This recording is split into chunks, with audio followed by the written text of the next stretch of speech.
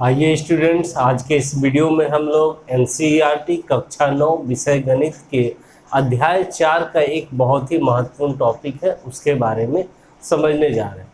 और इसे हम लोग समझ लेंगे आज अच्छे तरीके से, तो हमारा जो प्रश्नावली 4.2 है वो आसानी से आप लोग बना सकते हैं। तो प्रश्नावली 4.1 पिछले वीडियो में हम लोग सॉल्व कर चुके हैं। तो आज इस टॉपिक को देखने के बाद हम लोग आगे के वीडियो में प्रश्नावली 4.2 के प्रश्नों को सॉल्व करेंगे। तो आज का हमारा क्या टॉपिक है, देखिए, दो चरों वाले रैखिक समीकरण का हल, यानी कि solution of linear equation in two variable. और इसके अंदर मुख्यतः 3 बातें हैं जो आज हम लोग इस वीडियो में समझेंगे। पहला क्या है, देखिए, दो चरों वाले रैखिक समीकरण का हल किसे कहते हैं। अगर दो चर वाला रैखिक समीकरण है तो उसका हल क्या होता है, किसे कहते हैं, ये समझेंगे। दूसरा, दो चरों वाले रैखिक समीकरण का हल कैसे ज्ञात किया जाता है, यानी कि कोई भी दो चर वाला रैखिक समीकरण अगर आपको दे दिया जाए तो उसका हल निकाल कैसे सकते हैं, ये सीखेंगे। और तीसरा, दो चरों वाले रैखिक समीकरण के कितने हल होते हैं, ये भी हम लोग इस वीडियो में समझेंगे। तो चलिए हम लोग शुरू करते हैं इस बात को समझना। तो दो चर वाले रैखिक समीकरण के हल को समझने से पहले हम लोग थोड़ा सा ये समझ लेते हैं कि एक चर वाले रैखिक समीकरण का कितना हल होता है और हल कैसे निकालते हैं। तो एक चर वाले रैखिक समीकरण का व्यापक रूप क्या होता है।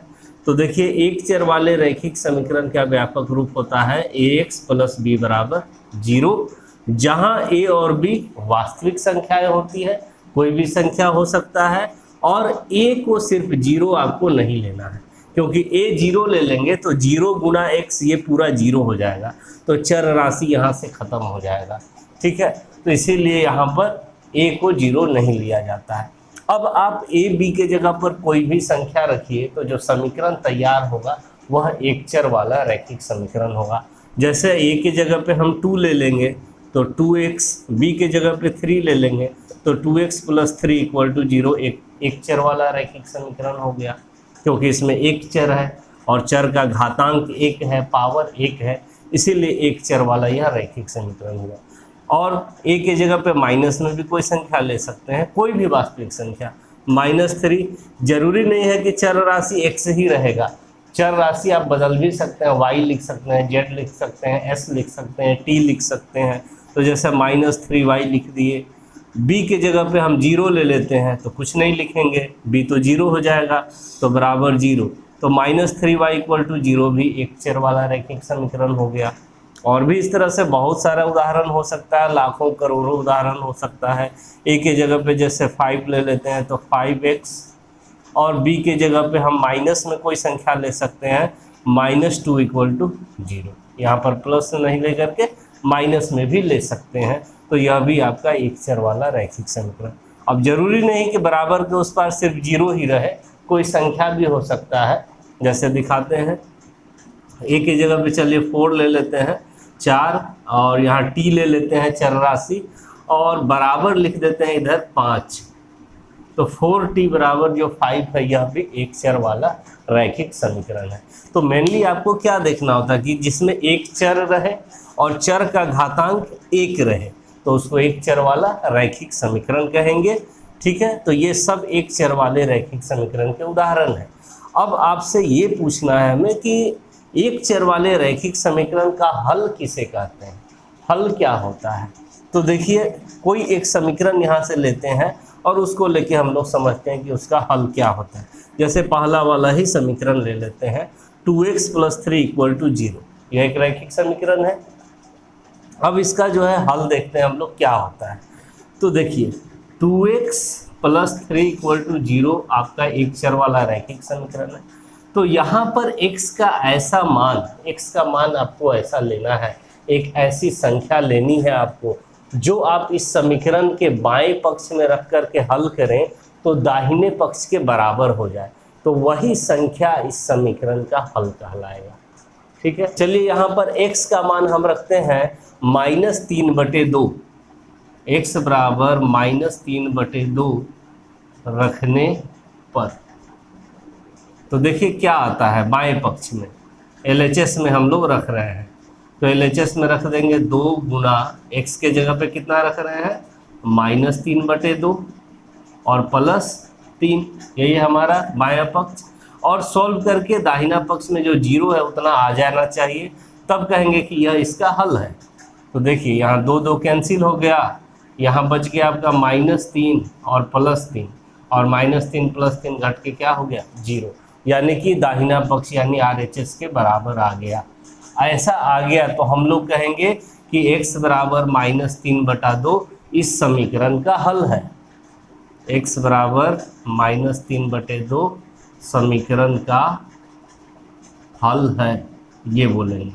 अगर बराबर नहीं आएगा तो हल नहीं है। जैसे दिखाते हैं, x बराबर मान लीजिए हम 1 रखते हैं इसी समीकरण में, इसी के बाएं पक्ष में रख देते हैं, तो क्या मिलता है देखिए, LHS बराबर आपको मिलेगा 2 × 1, x के जगह पे 1 और +3, तो 2 × 1 2, 2 + 3 क्या आया 5, LHS का मान क्या आया 5, और RHS में क्या है 0, जो कि 0 के बराबर नहीं आया, यानी RHS के बराबर नहीं आया, तो हम कहेंगे कि x बराबर 1 इस समीकरण का हल नहीं है।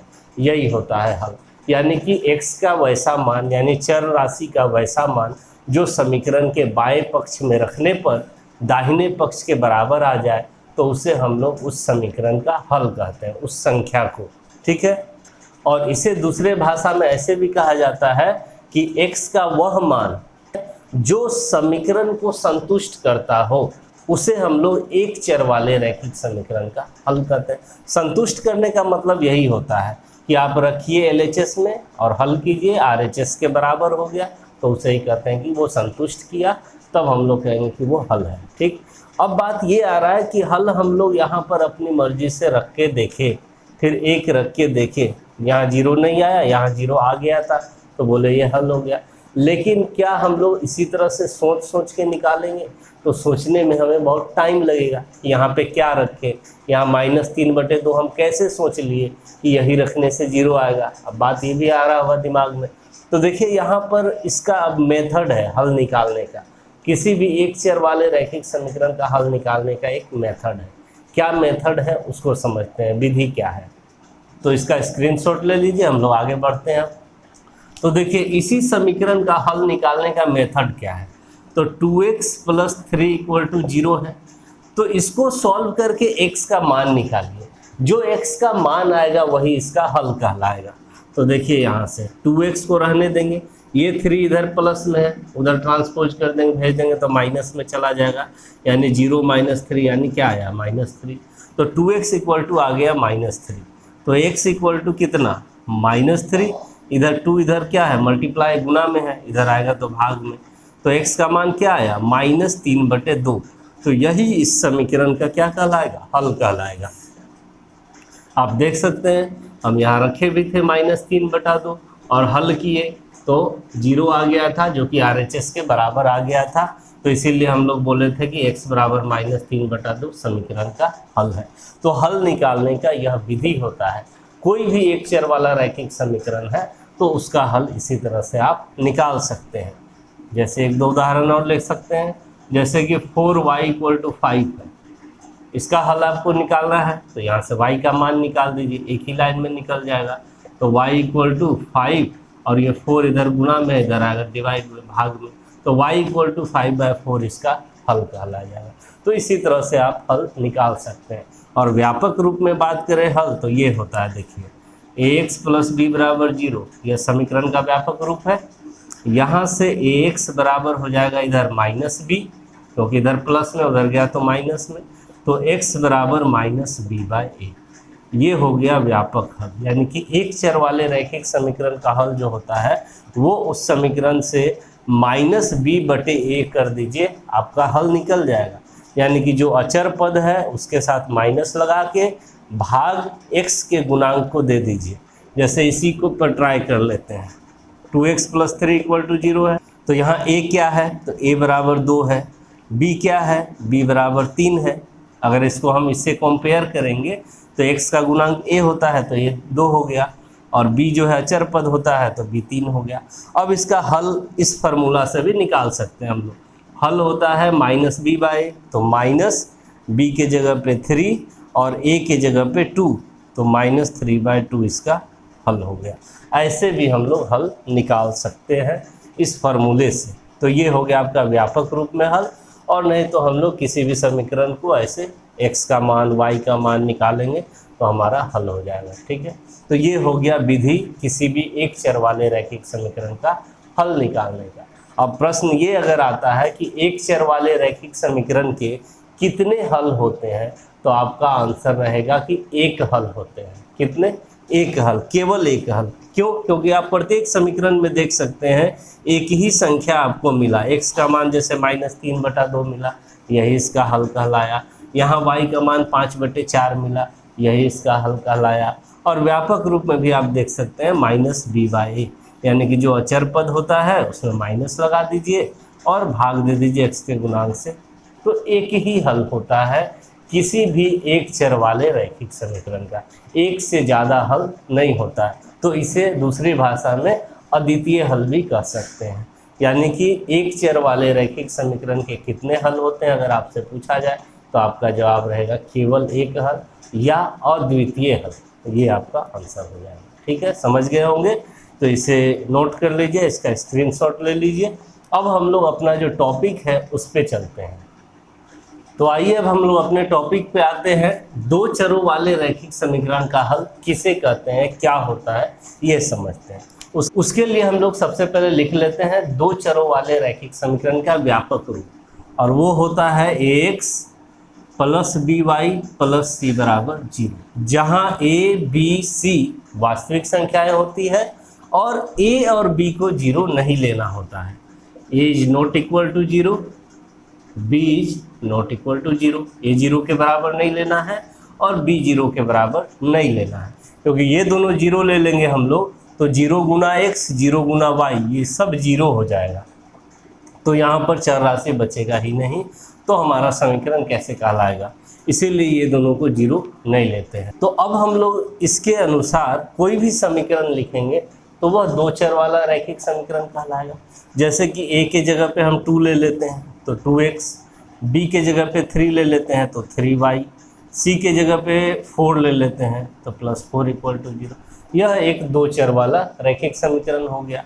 यानी कि इसके मदद से आप बहुत सारा दो चर वाला, अनंत, जितना चाहे उतना दो चर वाला रैखिक समीकरण लिख सकते हैं a, b और c का मान अलग अलग रख करके।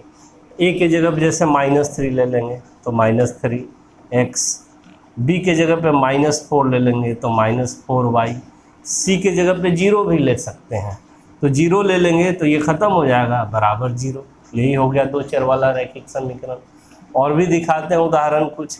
जैसे a के जगह पे 1 ले लेंगे तो 1 × x, b के जगह पे 1 ले लेंगे तो 1 × y, और c के जगह पे अगर 2 ले लेते हैं तो x + y + 2 = 0।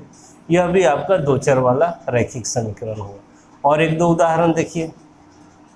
a के जगह पे -4, x और y के जगह पे आप कोई भी चर रख सकते हैं, जरूरी नहीं है कि हमेशा x y ही रहे, s t u भी कोई भी दो चर अलग भी रख सकते हैं।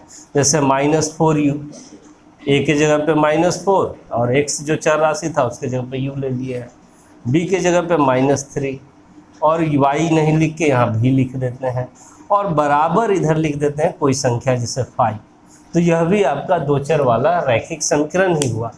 जरूरी नहीं है कि बराबर के दाहिने तरफ सिर्फ 0 ही रहे, कोई भी संख्या भी हो सकता है, इधर चर राशि भी हो सकता है। तो आपको मेनली ये देखना होता है कि दो चर होना चाहिए और चरों का घातांक क्या होना चाहिए, 1। तो वैसा वैसा जितना भी समीकरण होगा सबको हम लोग दो चर वाला रैखिक समीकरण कहते हैं। अब बात ये आ रहा है कि दो चरों वाले रैखिक समीकरण का हल किसे कहते हैं, क्या होता है। तो देखिए, कोई भी एक समीकरण यहाँ से ले लेते हैं, जैसे इसी को ले लेते हैं x + y + 2 = 0। यह दो चर वाला रैखिक समीकरण हुआ। अब इसका हल अगर पूछें कि किसे कहते हैं, क्या होता है, तो देखिए x और y का ऐसा दो मान लेना है, आपको दो संख्या लेनी है जो इस समीकरण को संतुष्ट करता हो, उसे ही, उस दोनों संख्याओं को ही हम लोग इस समीकरण का हल कहेंगे। क्योंकि यहाँ पर आपको दिख रहा है कितना चर, दो चर है अलग अलग प्रकार का x y, तो दोनों चर के लिए दो अलग अलग मान लेंगे हम लोग, ऐसा दो मान जो इसको संतुष्ट करता हो।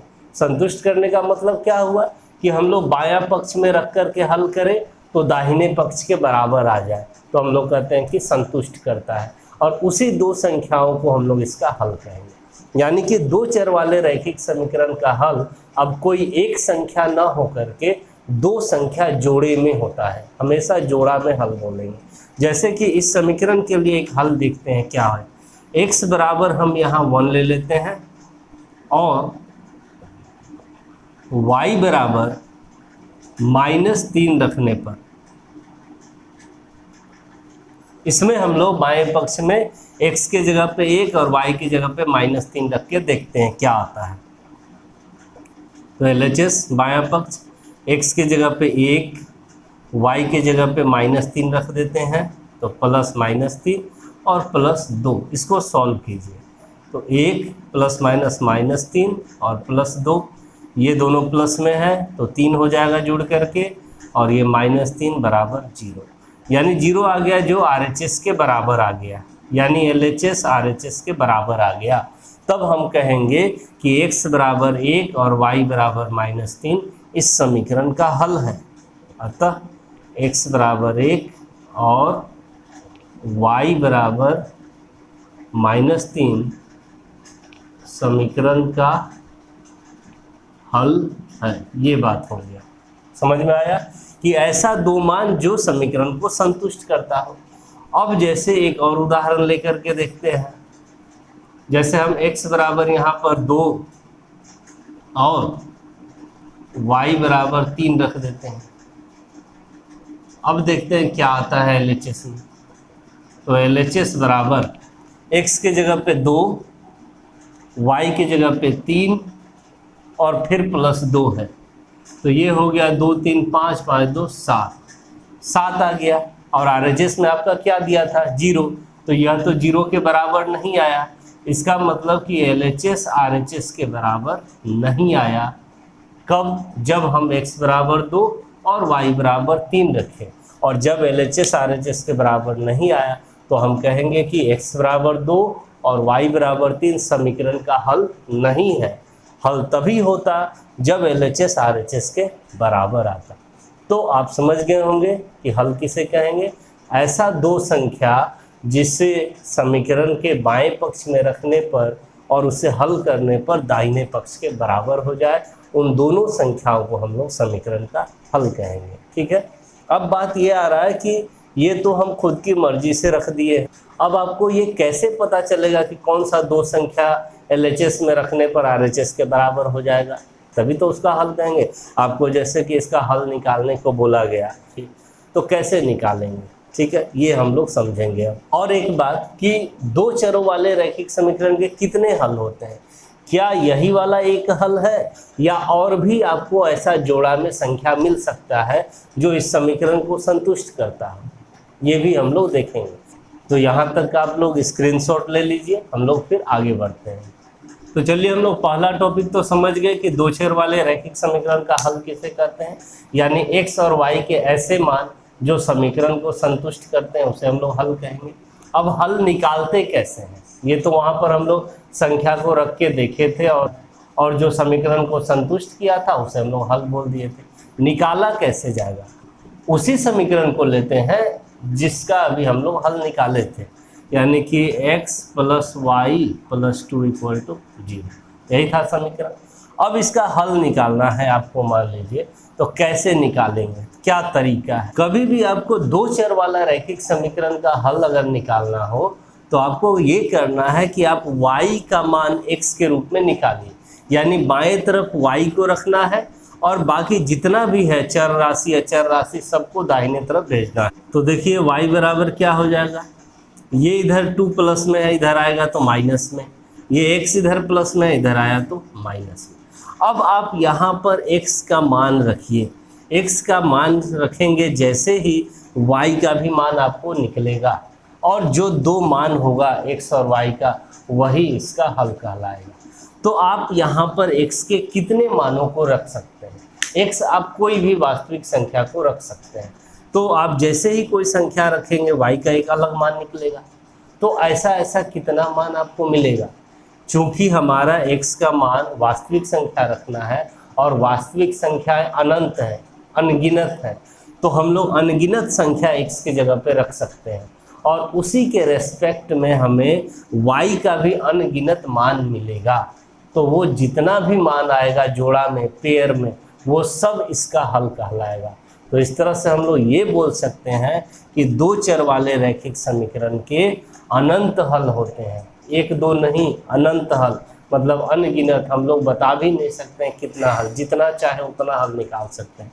हम लोग देखते हैं यहाँ पर एक दो हल निकाल करके। तो x बराबर 1 रखने पर, x बराबर 1 रखते हैं तो y बराबर क्या मिलेगा? देखिए -2 और -1, यानी हो गया -3।